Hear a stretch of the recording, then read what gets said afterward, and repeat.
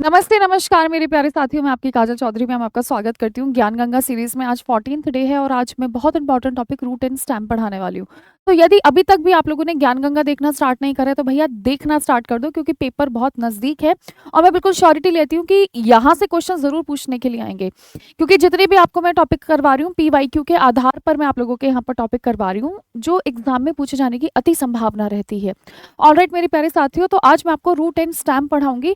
बहुत सारे बच्चों को कंफ्यूजन होता है, लेकिन आज मैं आप लोगों का कंफ्यूजन महज 5 मिनट से भी कम समय में पूरा का पूरा क्लियर कर दूंगी। आपको यहाँ पर बेसिक तौर पर सिर्फ और सिर्फ एग्जाम्पल से याद रखना है कि किसका एग्जाम्पल क्या है, कैसा मॉडिफिकेशन होता है, क्या नहीं होता है। तो आज हमारे बेसिक दो टॉपिक रहने वाले हैं, एक रूट रहने वाला है और एक रहने वाला है हमारा स्टेम। तो सबसे पहले मैं आप लोगों से बात करूंगी किस चीज के बारे में। सबसे पहले मैं आप लोगों से बात करूंगी जड़ों के प्रकार। तो उत्पत्ति और आकार के आधार पर हमारी जड़ें कितने प्रकार की होती हैं भैया? 2 प्रकार की जड़ें होती हैं। देखिए, सबसे पहले आप लोगों ने सुना होगा मूसला जड़ के बारे में, यानी टैप रूट के बारे में। किसके बारे में सुना होगा भैया? मूसला जड़ और टैप रूट। तो इस प्रकार की जड़ों में मूलांकुरित से होकर मुख्य जड़ का निर्माण होता है। तो ये आप लोगों की कैसी रूट होती है? आप लोगों की मेन रूट होती है। तो अगर कभी भी कोई भी आप लोगों से पूछे कि भैया हमें तो मेन रूट के बारे में बता दो, तो हम बताएंगे टैप रूट सिस्टम। क्या बताएंगे बेटा? Tap root. दूसरी सबसे बड़ी बात है, ये आप लोगों की डायकॉट की खास बात होती है। किसकी खास बात आती है? आप लोगों की डायकॉट की खास बात होती है। अगर आप लोगों से इसमें पत्ते का डिजाइन पूछने के लिए आए तो भैया पत्ते का डिजाइन आप लोगों का कैसा होता है? आप लोगों का रेटिकुलेट वेनिएशन होता है। कैसा होता है? रेटिकुलेटेड होता है। यानी ऐसे पौधे जिनके पास टैप रूट होती हैं तो उनके पत्तों का डिजाइन भी कैसा होता है? आप लोगों का रेटिकुलेटेड होता है। इसे जालीनुमा बोलकर चलते हैं। क्या बोलकर चलते हैं बच्चों? जालीनुमा। सबसे पहले हम लोग पढ़ेंगे इसके प्रकार के बारे में। तो सबसे पहले हम कोनिकल, शंकु। तो देखिए, आप लोगों ने देखा होगा गाजर। तो गाजर किसका एग्जाम्पल है? आप लोगों का कॉनिकल का है। आप यहाँ पर एग्जाम्पल देख सकते हो कि भैया किनारे पतले हैं, बीच से आप लोगों का मोटा है। आधार मोटा है और किनारे कैसे होते जाते हैं? पतले होते जाते हैं। एग्जाम्पल है हमारे पास गाजर। नेक्स्ट हम बताएंगे आप लोगों को कुंभी रूप, जिसको हम नैपी रूप के नाम से जानते हैं। तो देखिए, आप लोगों का जो शलगम होता है, जो चकुंदर होता है, वो किस में आता है? आप लोगों का नैपी फॉर्म। तो ये सारे के सारे रूट मॉडिफिकेशन है। रूट मॉडिफाई क्यों होते हैं? ताकि उसमें भोजन का संचय हो सके। क्या हो सके? आप लोगों का फूड स्टोरेज हो सके, जिसकी वजह से इनकी शेप अलग अलग हो जाती है। तीसरे नंबर पे हम पढ़ेंगे फ्यूजी फॉर्म। तो फ्यूजी फॉर्म में क्या होता है? आप लोगों का मूली।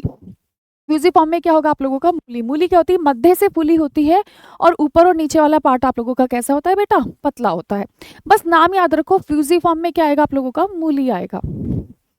नेक्स्ट मैं आपसे बात करूंगी न्यूमैटोमोर्स। तो ये श्वसन के लिए द्वितीयक जड़ें बहुत बहुत बहुत इंपॉर्टेंट है। गुरुत्वानुवर्ती यानी आप लोगों की जियोट्रॉपिक होती हैं समुद्र के नमक वाले पानी में, ठीक है। हेलोफिटिक, कैसा इनका कल्चर रहता है? हेलोफिटिक। हेलोफिटिक का मतलब होता है जहां पर नमक भी पाई जाती है। तो आप लोगों के एग्जाम्पल है, जैसे आप लोगों ने पढ़ा होगा राइजोफोरा के बारे में और पादप सुंदरी के बारे में। तो राइजोफोरा अक्सर आप याद रखना निमैटोफोर होता है, जिसको श्वसन मूल के नाम से जानते हैं, श्वसन जड़ के नाम से जाना जाता है। नेक्स्ट हम बताएंगे आप लोगों को एडवेंटिशियस रूट्स के बारे में। तो मूलांकुर के अतिरिक्त किसी अन्य भाग से विकसित होने वाली जड़ें आप लोगों की एडवेंटिशियस कहलाती हैं, या भैया आपने कभी इनको फिब्रस रूट के नाम से भी जाना होगा। तो ये किसकी खास बात होती है भैया? ये आप लोगों की मोनोकोट की खास बात होती है। मोनोकोट के जो पत्तों का डिजाइन होता है वो आप लोगों का कुछ इस प्रकार से होता है। इसको हम पैरेलल वेनेशन के नाम से जानते हैं। किसके नाम से जानते हैं बेटा? पैरेलल वेनेशन के नाम से जानते हैं। एक दूसरे को कट क्रॉस नहीं करते। चलो, सबसे पहले मैं आप लोगों को इनके एग्जाम्पल बता देती हूँ। फेसिकुलेटेड में क्या आता है? आप लोगों का सतावर आता है, डहलिया आता है और ऑर्किड्स आते हैं। साकंद यानी ट्यूबरस में आप लोगों का कौन आ जाएगा? शकरकंद आ जाएगा। एन्युलेटेड में कौन आ जाएगा? सनकोना। बीडेड रूट में कौन आ जाएगा? अमरलता। घासों में, जंगली अंगूरों में। ग्रंथिल मूल यानी नोडुलस में कौन आ जाएगा? Mango ginger. और आप लोगों का स्लिट रूट में कौन आ जाएगा? गन्ना, मक्का, ज्वार। तो आप लोगों को खास तौर पर ये एग्जाम्पल बढ़िया से और तरीके से याद रखना है। परफेक्ट। इसके अलावा आप लोगों को क्या याद रखे चल रहा है? Prop root, very important. आप लोगों ने अक्सर देखा होगा कि एग्जामिनर आप लोगों से बरगद पूछ रहा है, रबड़ का वृक्ष पूछ रहा है, राइजोफोरा पूछ रहा है।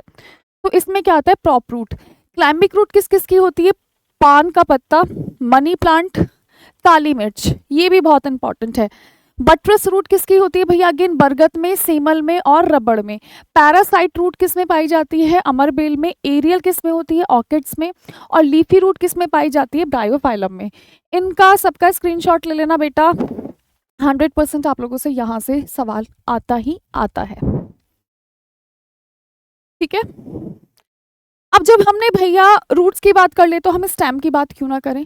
तो स्टेम के बारे में आप लोग हमेशा और हमेशा ध्यान रखिएगा किस चीज़ के बारे में, कि ऐसा स्टेम जो भूमि के अंदर पाया जाता है उसको हम अंडरग्राउंड स्टेम के नाम से जानते हैं।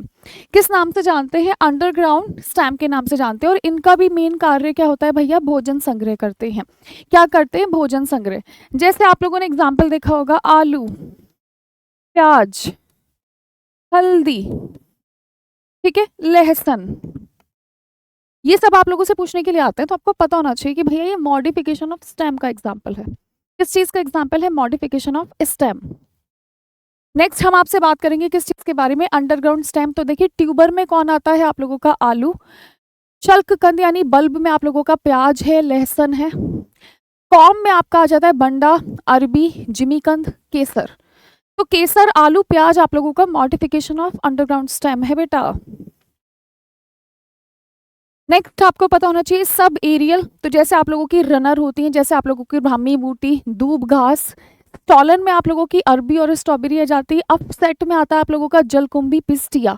इंपॉर्टेंट है पिस्टिया, मैंने कई एग्जाम में देखा है, आपसे पूछ लिया जाता है कि पिस्टिया की मैच ऑफ द फॉलोइंग कर दो।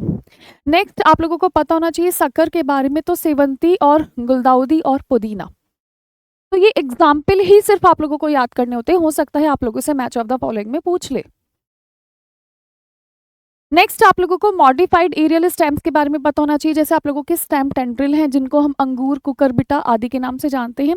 स्तंभ यानी स्टेम थ्रोन, जैसे आप लोगों का नींबू हो गया, बेर हो गया।